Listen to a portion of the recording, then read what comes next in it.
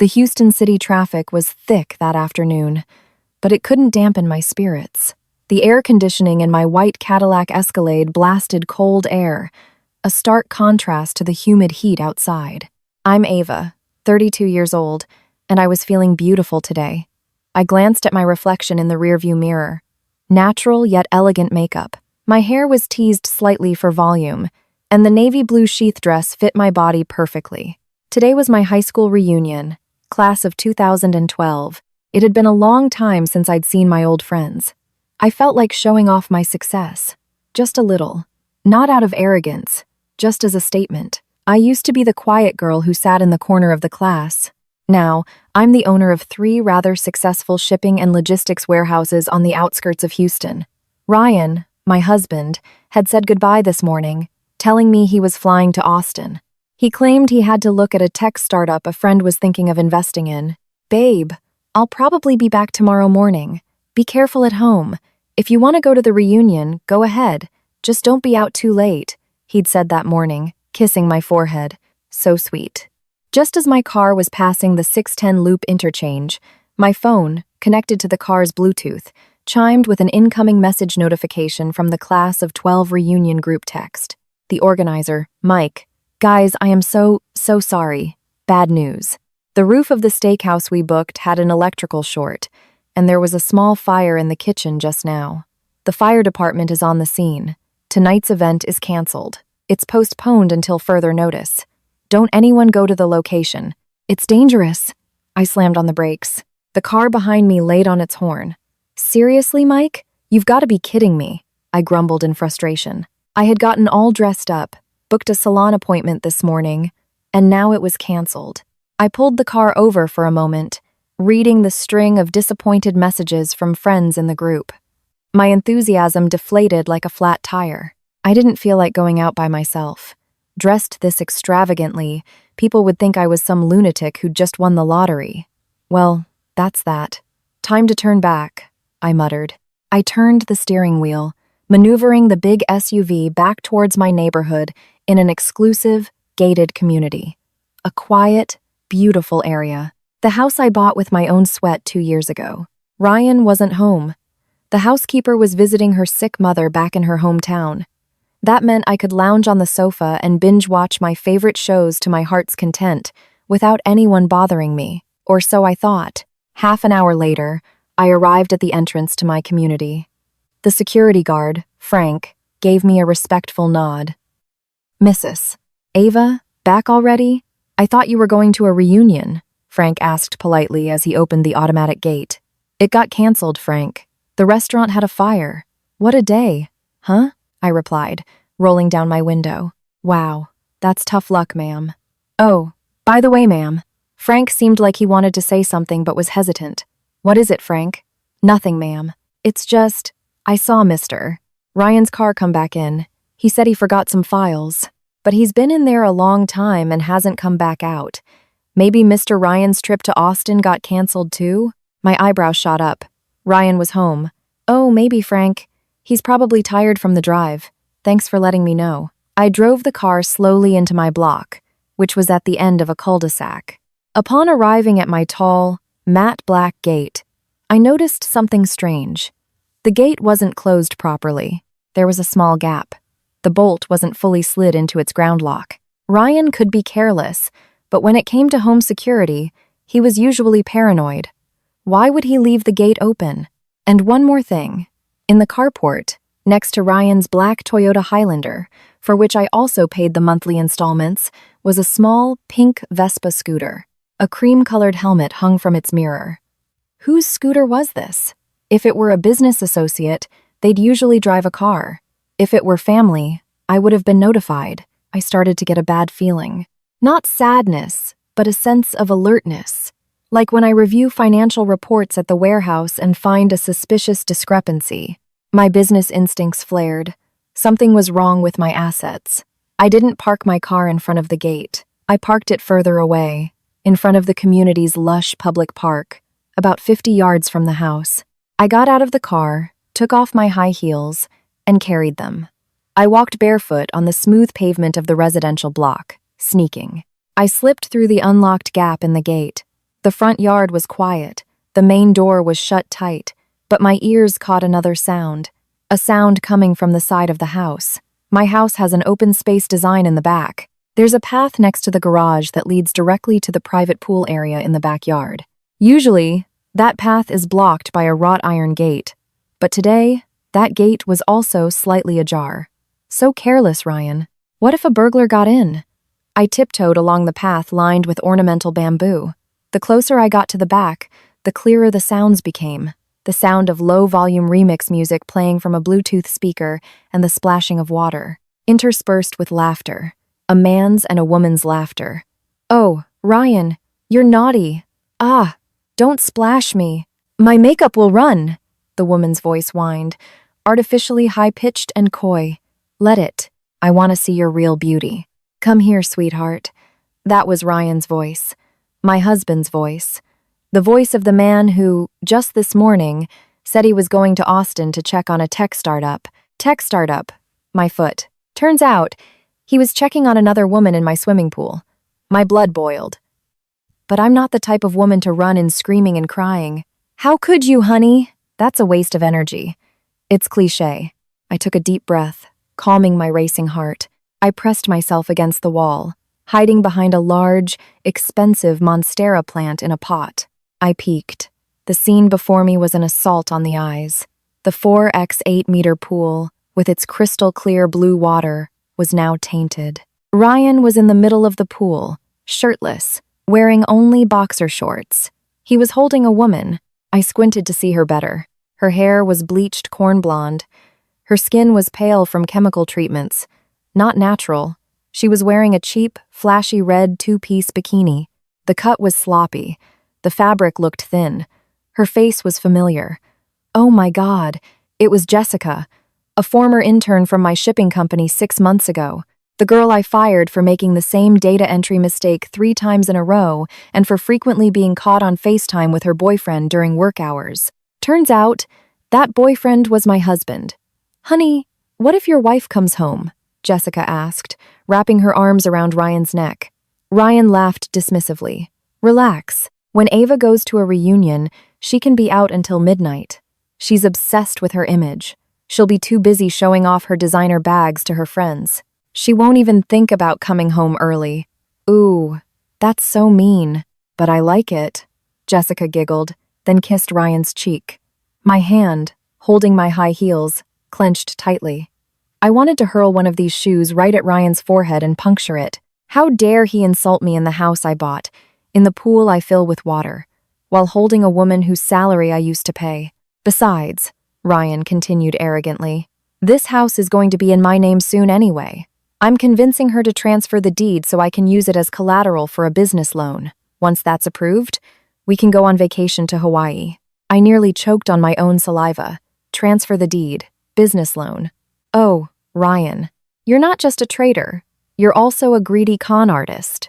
All this time, he'd been telling me his used car flipping business was slow. It turns out he's an unemployed freeloader, just waiting for a premature inheritance from his still-living wife. I had seen enough. I didn't need an explanation. I didn't need the drama of choose me or her. The choice was obvious. Trash must be thrown out. And now, I was going to teach them a lesson they would never, ever forget. I scanned the area around the pool. They were preoccupied in the middle of the pool, their backs to the wooden decking area where the lounge chairs were. The music from the portable speaker was loud enough to cover the sound of my footsteps. On a long wicker lounge chair by the pool, their belongings were scattered. Ryan's shirt and pants, tossed aside carelessly, a bad habit of his that never changed. Jessica's mini dress, made of a fabric that looked like cheesecloth. Jessica's small crossbody bag. And on a small table next to it, Ryan's wallet, his Highlander keys, and Jessica's Vespa keys. The only thing somewhat out of their reach, but close to my position, was Ryan's phone, lying on a table near the glass door. Its screen was dimly lit, showing a red battery indicator at 5%. My brain spun rapidly, formulating a strategy. If I confronted them now, they'd just be startled, get dressed, and then Ryan would apologize, groveling, and Jessica would run away. The next day, Ryan would try to sweet-talk me again. Too easy. They had to suffer. They had to feel shame down to their very bones. I placed my shoes gently on the grass. I began to crawl, exactly like a professional thief. The difference was, I was stealing in my own home. First target, the lounge chair. With swift, silent movements, I snatched their pile of clothes. Ryan's pants, shirt, underwear. I was disgusted to even touch them. Jessica's dress and her scattered undergarments. I scooped them all up in one big armful. Second target, bags and keys. I grabbed Jessica's bag. It was light, probably just contained powder and a phone. I snatched the Highlander keys and the Vespa keys. Also, Ryan's thick wallet. Thick with credit card receipts, not cash. I glanced towards the pool. They were still busy kissing. The pool water rippled vigorously, masking my movements. Third target, the phone. I saw Ryan's phone on the table. I hesitated for a moment. If I took his phone, they couldn't call anyone. But if I left it, they'd have hope. And false hope is more painful than despair. I decided to leave Ryan's phone there. Let its battery die. Let him panic when he sees the last few percentage points drain away.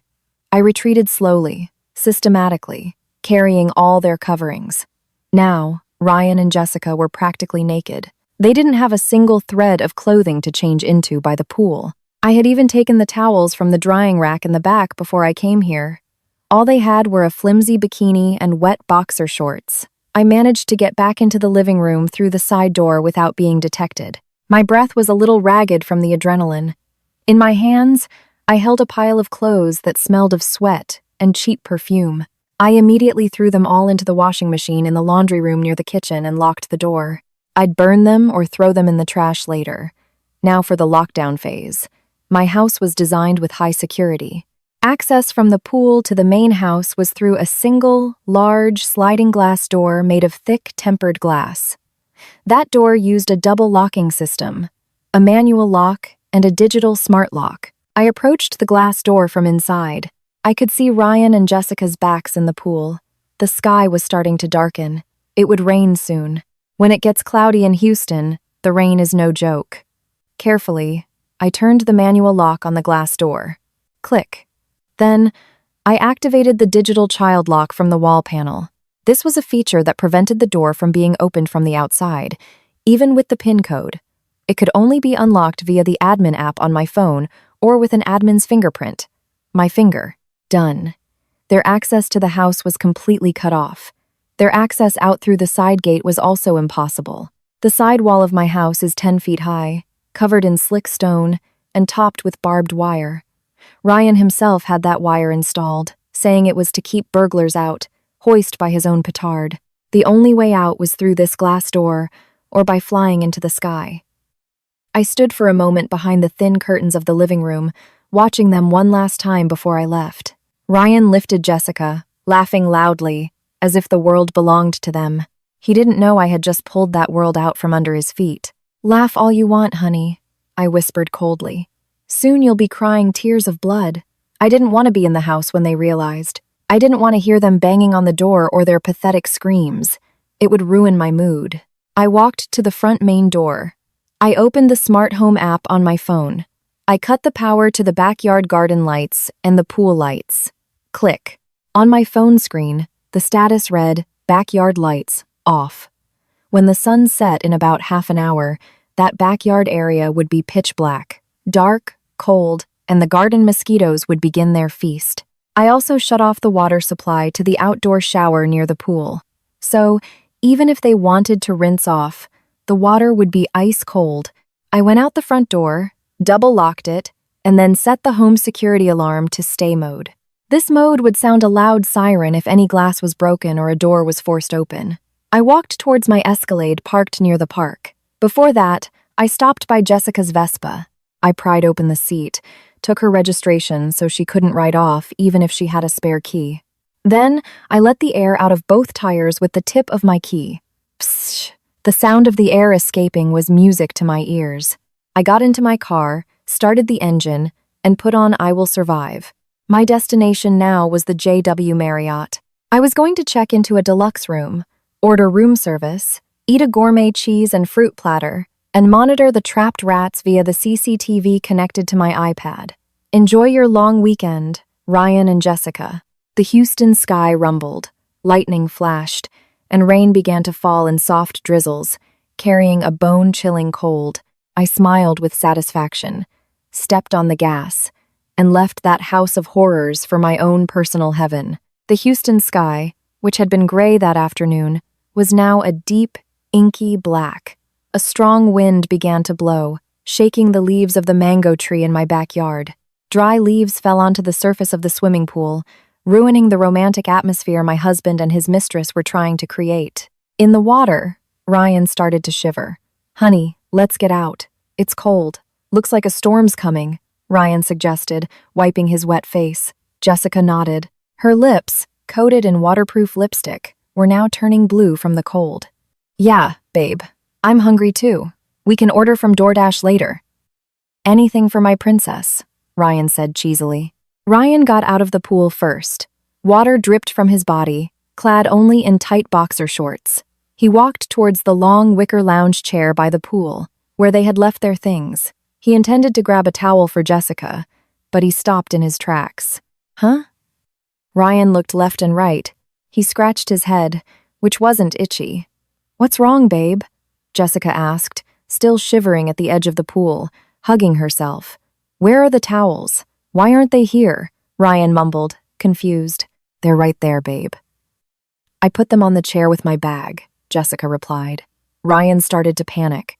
He checked under the table, under the chair, even in an empty plant pot. It wasn't just the towels. Their clothes were gone. His shirt, his pants, even his underwear that he'd carelessly thrown aside were gone. "Babe, our clothes are gone." Ryan's voice began to tremble. "What do you mean? Don't joke around. I'm freezing." Jessica got out of the pool, annoyed. She walked to the chair, and sure enough, her knockoff designer bag was gone. Her mini dress was gone. Her underwear was gone. The wooden decking area was now completely empty. There was only a small wicker table in the corner where a rectangular object glowed faintly by itself. Ryan's phone. "Where are my clothes, babe?" Jessica shrieked hysterically. She reflexively covered her chest with her hands. Even though only Ryan was there, she felt as if she'd been stripped naked by a ghost. "I don't know.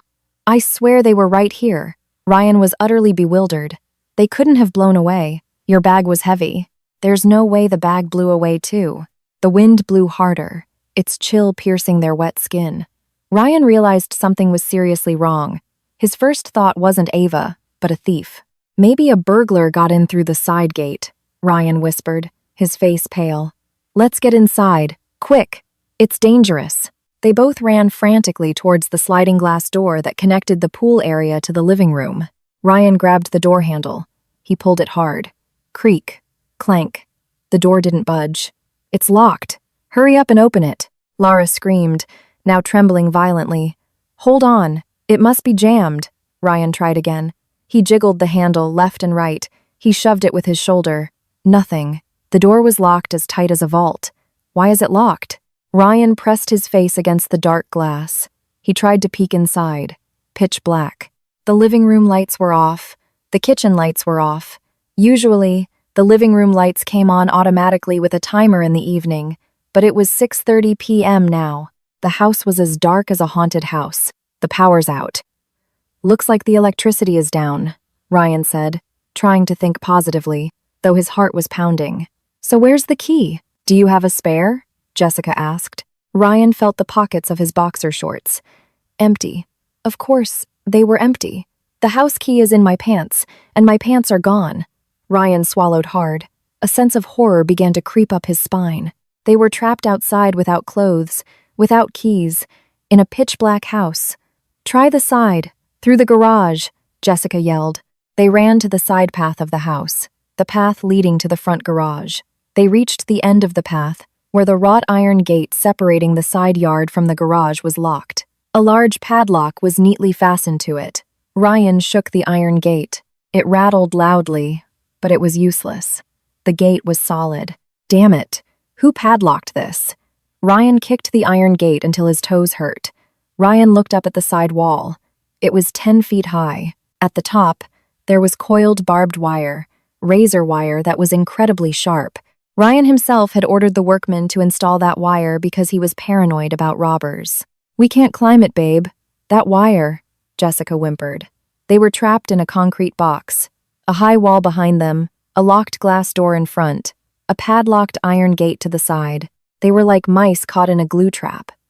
"Babe, I'm scared," Jessica started to cry. "This must be your wife's doing, right? She must have come home." "No way," Ryan denied it quickly.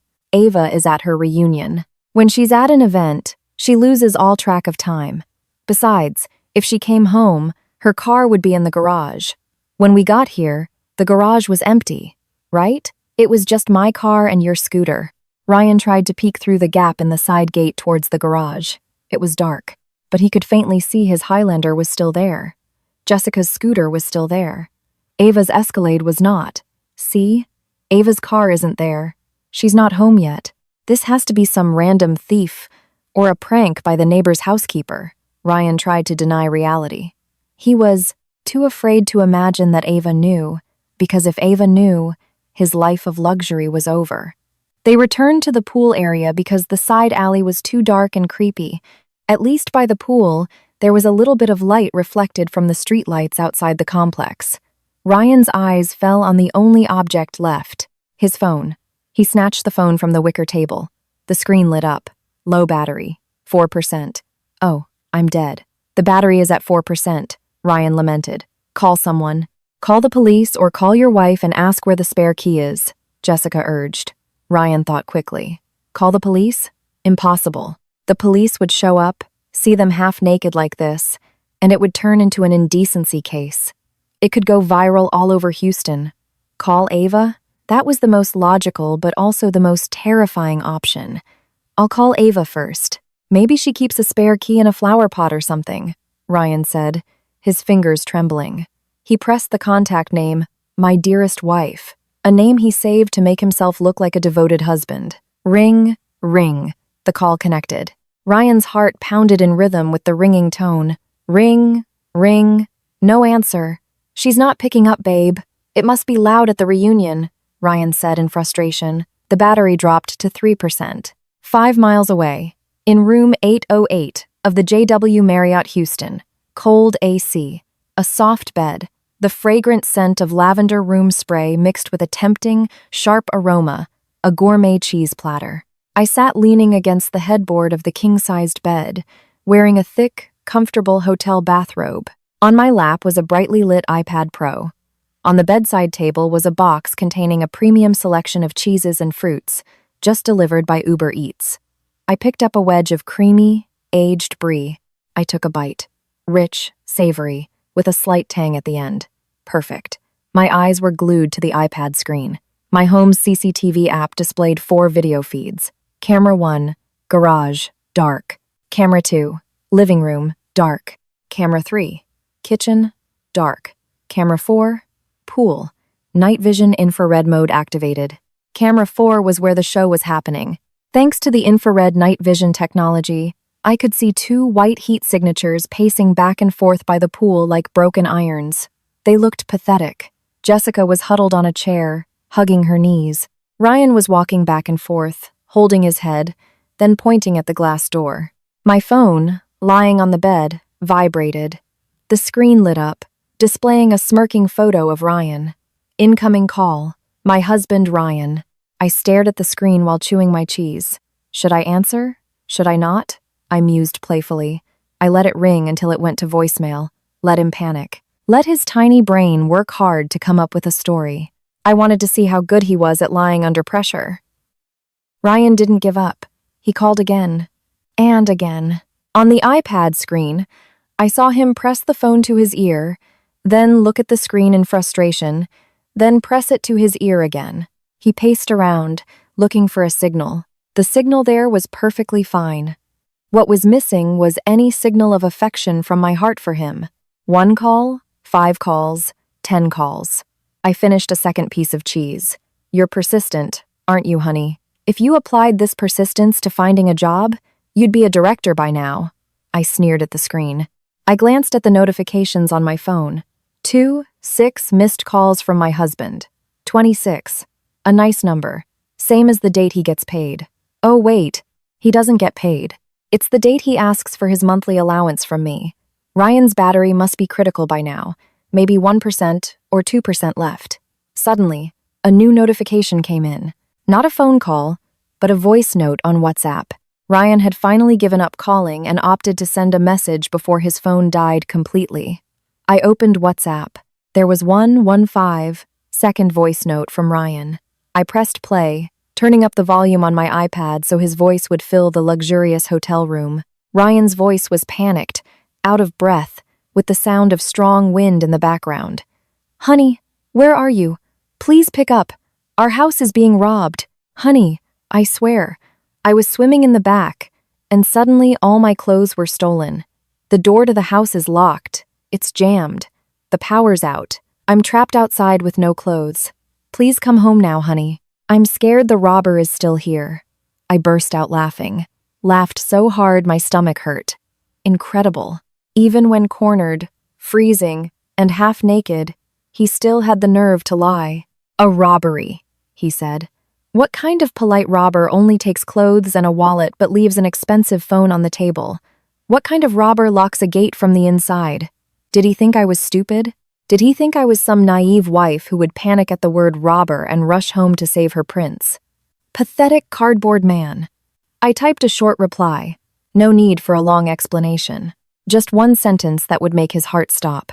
"Ava. Is the thief pretty? Her name is Jessica, right? Enjoy the party. Sent." 2 gray check marks. Not blue yet. I looked at the CCTV screen again. Ryan was staring at his phone screen. Suddenly, he froze, his body rigid. He must have just read my message. Then, a second later, his hands fell limp, his shoulders slumped. He turned to Jessica and said something. Jessica immediately stood up, shocked, covering her mouth. They knew. Game over. And right at that moment, the CCTV showed Ryan frantically mashing buttons on his phone again. But the phone screen was dark. The battery was dead. Completely dead. Enjoy the silence, darling. The Houston sky never breaks a promise when it's dark and cloudy. Crack! Lightning struck, followed by an incredible downpour from the sky. A thunderstorm. On the CCTV screen, I watched a scene that was both pathetic and satisfying. The rain fell like a deluge. The wooden decking was instantly soaked. Ryan and Jessica ran, looking for shelter. The only shelter in that backyard was a small gazebo in the corner of the garden. It had a thatched roof. It was only 2 meters, but the gazebo had open sides. With a windy rain like this, the water still blew in from the sides. They huddled together in the corner of the gazebo. On the night vision CCTV, they looked like 2 white dots clinging to each other, not out of love, but out of hypothermia. Jessica seemed to be pushing Ryan away. She was probably blaming him. "This is all your fault. You said it was safe. Where's your wife?" I could imagine their dialogue without needing to hear the sound. The garden mosquitoes must be out in full force because of the rain. Houston mosquitoes are vicious, especially in areas with lots of plants. Jessica's exposed, smooth skin would be a delicious feast for them. I closed my cheese box. Done. I pulled the thick hotel comforter up to my chest. It felt so comfortable. Warm, dry, and my stomach was full. Meanwhile, in my own house, the house whose mortgage I had just paid off last month, 2 traders were experiencing a real taste of the great outdoors. "Sleep tight," I whispered to the iPad screen before turning it off. Tomorrow morning, the real show would begin. I slept soundly that night, dreamlessly. As for Ryan and Jessica, I'm sure they couldn't close their eyes for even a second. The time was 9 p.m.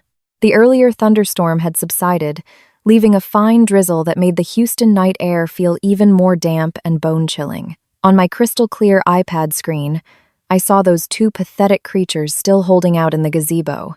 Ryan sat huddled, hugging his own knees. His muscular body, built at a gym paid for with my money, was now shaking violently like a leaf in the wind.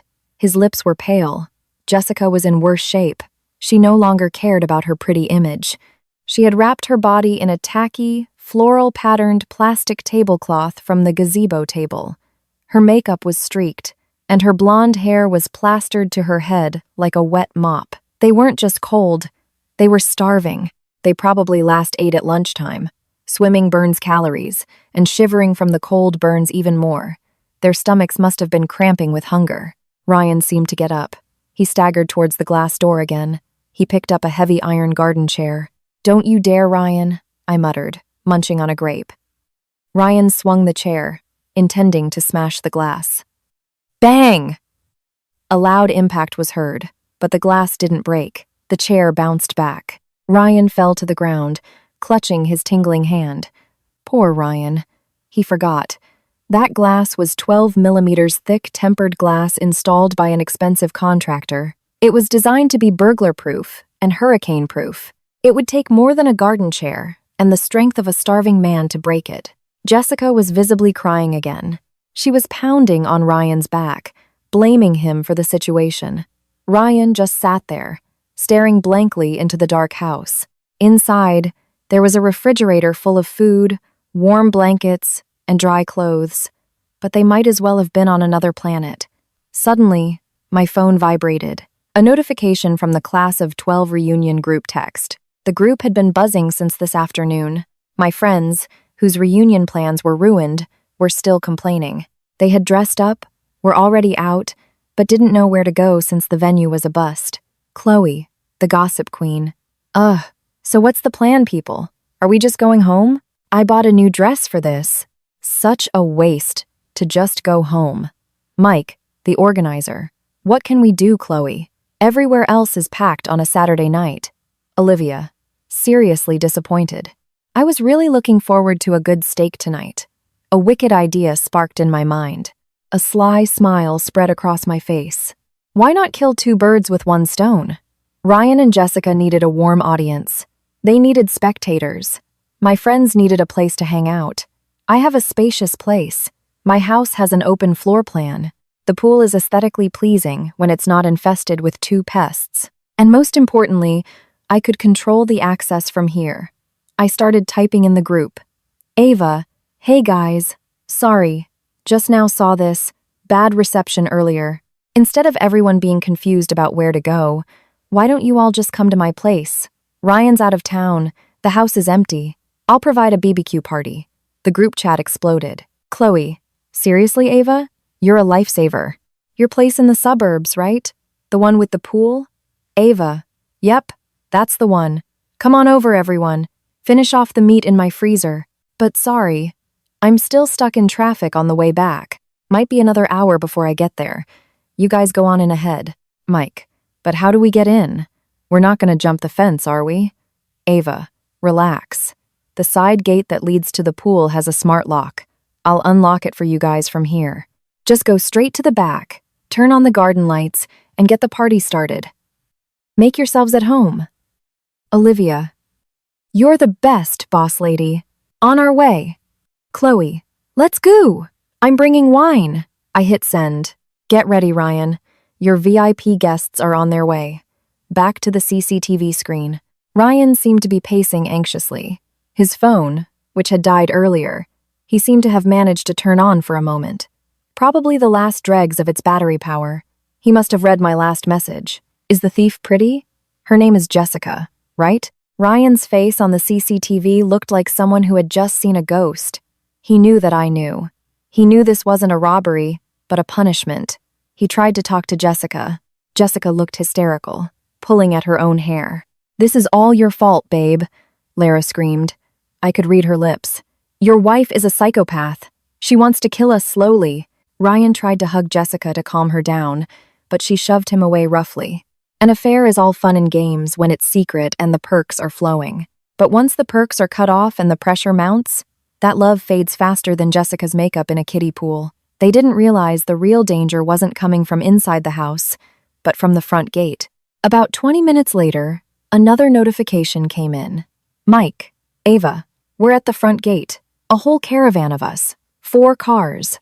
The security guard is asking where we're going. Ava, just tell him you're going to miss us. Ava's house, the block at the end. I've already called him.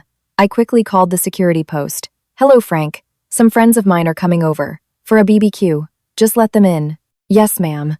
Oh, you're not home yet? Still on my way, Frank. Just have them wait by the pool. Okay, ma'am. I went back to the smart home app. I looked at the side gate lock indicator. Status. Locked. I pressed the unlock button. Processing. Status. Unlocked. The tall, iron side gate's magnetic lock was now disengaged. With just a small push, the gate would swing wide open. The path to the stage was now open. On CCTV, one garage, I saw the headlights of a line of cars entering my property. There were 4 cars. My friends had arrived in full force, about 12 of them. They got out of their cars excitedly. The sound of their laughter and loud chatter, typical of a boisterous group, could be heard faintly. Whoa, Ava's house is huge, I heard Chloe's voice. Yeah, scary huge. That logistics business is no joke. They walked towards the side of the house, as per my instructions. On CCTV 4 pool, Ryan and Jessica flinched. They heard noises, the sound of cars, the sound of many people. Ryan's face brightened for a moment. Hope flickered in his eyes. He thought it was me coming home. Ava's home. Ava's home. Ryan shook Jessica's shoulder. We're saved. Quick, let's hide behind the bushes so we can sneak out when she opens the door. Ryan and Jessica quickly ran to hide behind a thicket of ornamental bamboo in a dark corner. They had no idea that what was arriving wasn't salvation, but damnation. The side gate was pushed open. Delivery! Mike called out jokingly as he led the group in. The flashlights from their phones lit up, cutting through the darkness of my backyard. Whoa, why is it so dark? She said. To turn on the garden lights, Olivia asked, confused. Where's the switch? They started to spread out around the pool area. The beams from their phone flashlights swept back and forth, scanning the calm pool water, the messy gazebo, and the remnants of underwear left under a chair that I hadn't managed to grab earlier. Is anyone even here? Chloe pointed her phone's flashlight towards the corner with the bamboo plants. She saw something move. Hey, what was that? A cat? Chloe moved closer. Mike moved closer. The flashlight beam shot straight behind the bamboo plants. And there they were. Ryan, wearing only wet boxer shorts, hugging his knees with a terrified look on his face. Jessica, wrapped in a plastic tablecloth, shivering with her makeup streaked like the Joker. Silence. 1 second, 2 seconds, 3 seconds. Ah!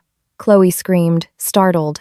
Oh my God, Mike exclaimed, taking a step back. Ryan tried to cover his face with his hands. No, don't look. Please don't look. My friends were confused. They thought the house was empty. They thought Ryan was out of town. Is that Ryan? Ava's husband? Olivia whispered loudly. Yeah, that's Ryan. Why is he naked? And who is that woman? That's not Ava. What is she doing here? The shock turned into realization. My friends were not stupid. They understood the situation 100%. Their friend's husband, who claimed to be out of town, was actually having a rendezvous in the swimming pool with a mistress and had just been caught literally in a pathetic state. In Houston, gossip is the most valuable currency, and my friends had just struck gold. Chloe, the gossip queen with a respectable number of Instagram followers, did not waste the moment. Her inner content creator ignited.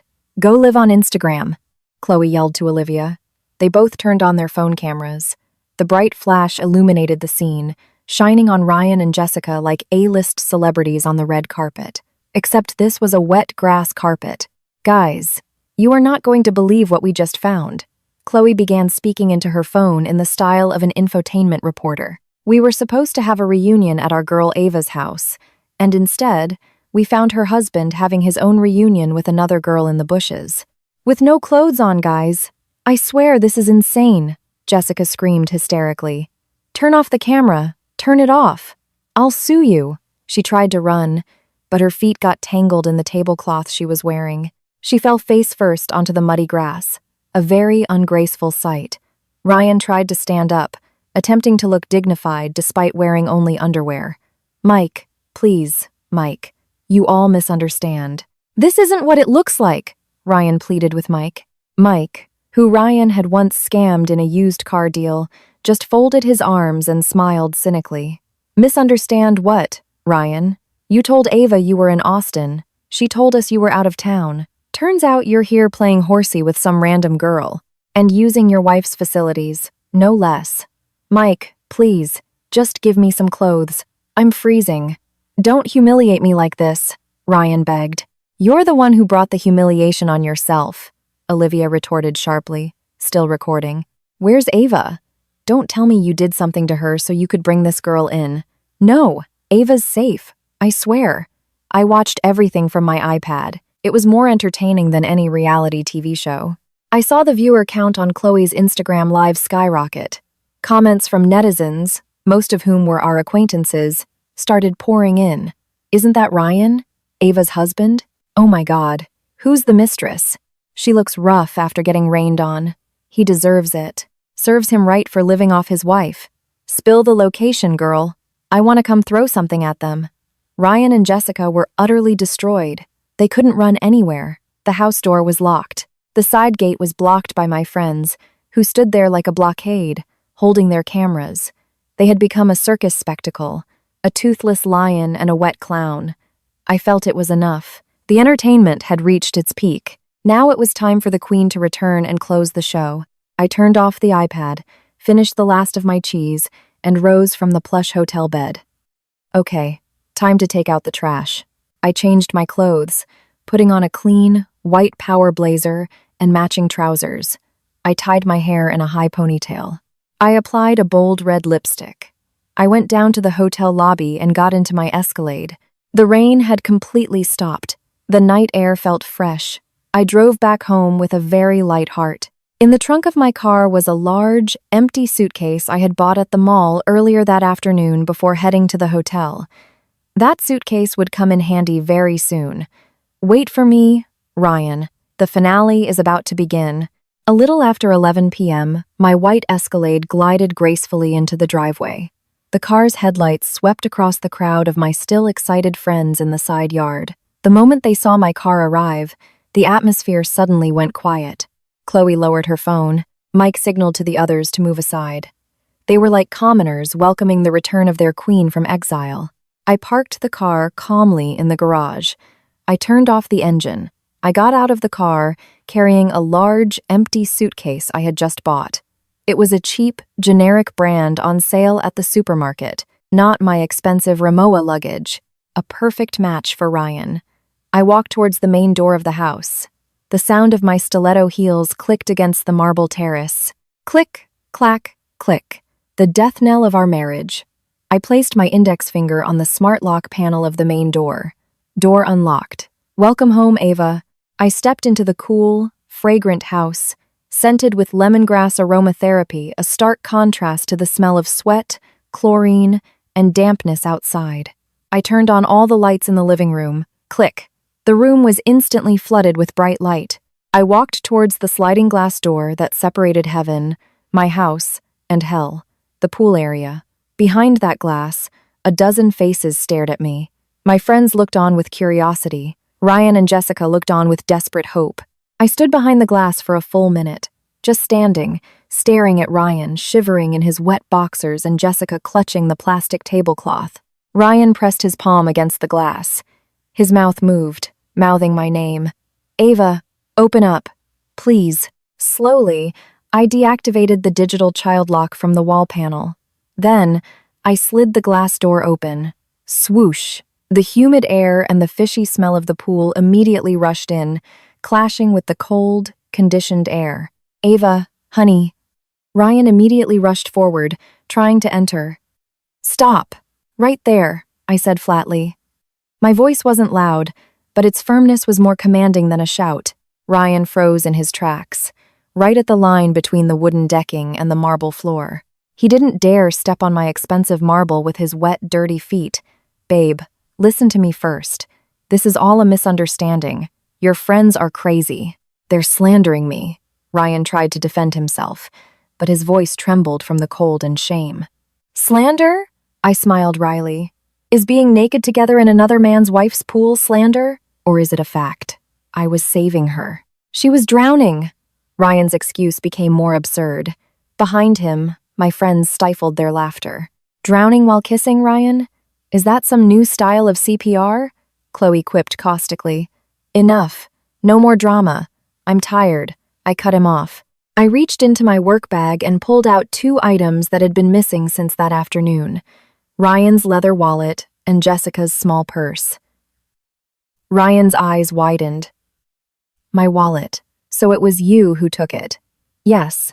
What of it? Is there a problem? I tossed both wallets onto the wet wooden deck. Take them. Ryan scrambled to pick up his wallet. He opened it with trembling hands. Empty. Hey, where are my credit cards? Where's the cash? Ryan asked in a panic. Those credit cards were supplementary cards, linked to my primary account. I already blocked and cut them up at the hotel. As of this moment, your credit limit is 0, I explained calmly. The cash in your wallet and in that woman's purse, I've confiscated it.